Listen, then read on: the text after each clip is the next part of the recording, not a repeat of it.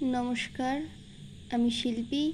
আজকে বাংলা সাবজেক্টের উপর ডিস্টেন্স MA ফার্স্ট সেমিস্টারের বিকোর 103-এর বাংলা ভাষাতত্ত্ব থেকে যে প্রশ্নগুলি 2025-এ পরীক্ষায় হয়েছে সেই প্রশ্নগুলো আজকে আমরা আলোচনা করব।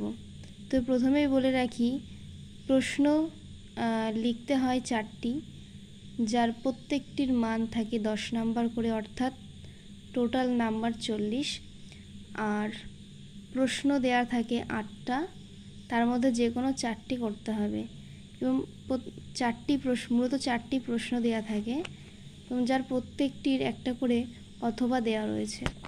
তো প্রথম প্রশ্নটি হলো, ভাষার বৈশিষ্ট্যগুলি উদাহরণসহ আলোচনা করো।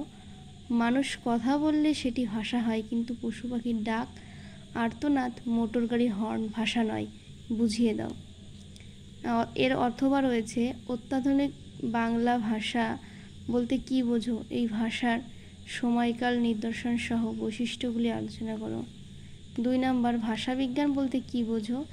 এই প্রসঙ্গে ধ্বনিতত্ত্ব, রূপতত্ত্ব, বাক্যতত্ত্ব, শব্দার্থতত্ত্ব এর স্বরূপ বুঝিয়ে দাও। 3 নাম্বার প্রশ্ন, 2 নাম্বার যে অথবাটা রয়েছে সেটি হচ্ছে, বাংলা ভাষার শব্দভাণ্ডারকে সমৃদ্ধ করেছে বিদেশি শব্দাবলী। এই শব্দাবলী কিভাবে কতটাই ভাষাকে সমৃদ্ধ করেছে তা লিপিবদ্ধ করো। 3 নাম্বারে অব্যয়ের সংজ্ঞা দাও। এই প্রসঙ্গে উদাহরণসহ অব্যয়ের শ্রেণীবিভাগ করে বিষয়টি বিশ্লেষণ করো। এর অথবা রয়েছে, সম্প্রচারের ভাষা হিসাবে বেতার ও টিভির ভাষার বৈশিষ্ট্য স্বরূপ উদাহরণসহ আলোচনা করো। 4 নম্বর প্রশ্ন, বাংলা ভাষা ও ভাষাতত্ত্ব গবেষণায় সুকুমার সেনের অবদান প্রতিষ্ঠা করো।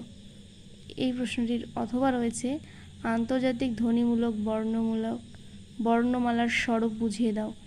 এই প্রসঙ্গে নিম্নলিখিত শব্দগুলিকে IPA তে রূপান্তর করো, যেমন ঋত্বিক, মৃণাল, সত্যজিৎ, তারাশঙ্কর, বিভূতিভূষণ, মানিক, কল্যাণী, যাদবপুর, কলকাতা বিশ্ববিদ্যালয়।